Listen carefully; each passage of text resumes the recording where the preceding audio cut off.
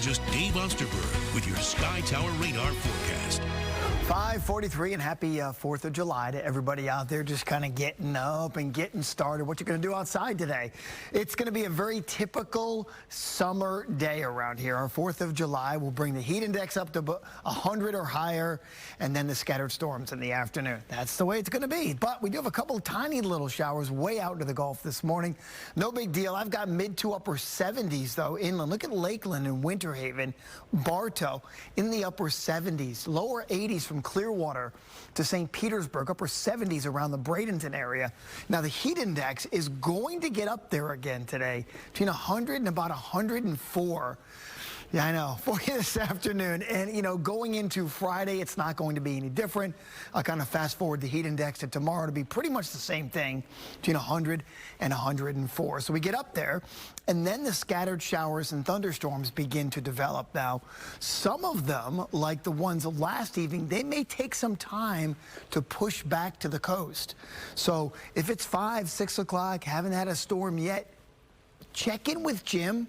Okay, just to make sure before you're going out for your fireworks, because we are going to have more scattered storms around the area today, and then really going right through the weekend as well. That 50% rain chance again tomorrow. We'll do it again on Saturday and on Sunday, and so on and so on. Now, you look at the enhanced satellite picture. This, of course, is Beryl.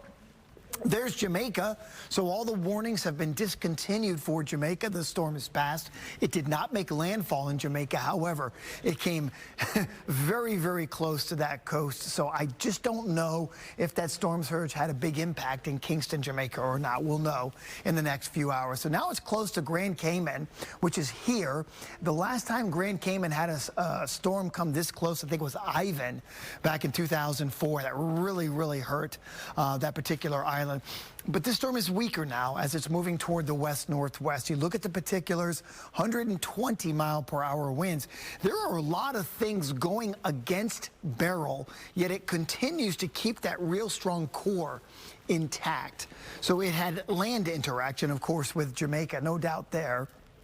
Then it's having some wind shear going on. I got like a west wind in the mid-levels at like 20 miles per hour. So that's trying to tear the storm apart as well. Yet the winds right around the core, they just continue, you know, in major category 3 strength. So here's what's going to happen. As it moves closer to the Yucatan, it's going to continue to weaken. And by tomorrow morning, you're talking about a category 1 hurricane near Cozumel in the Cancun area. Once it moves over the Yucatan, then you're going to see a little weakness in the ridge that's been sitting over the Gulf of Mexico, and that may allow it to turn a little bit more. So southeast Texas is in the cone of uncertainty for, say, Sunday into Monday.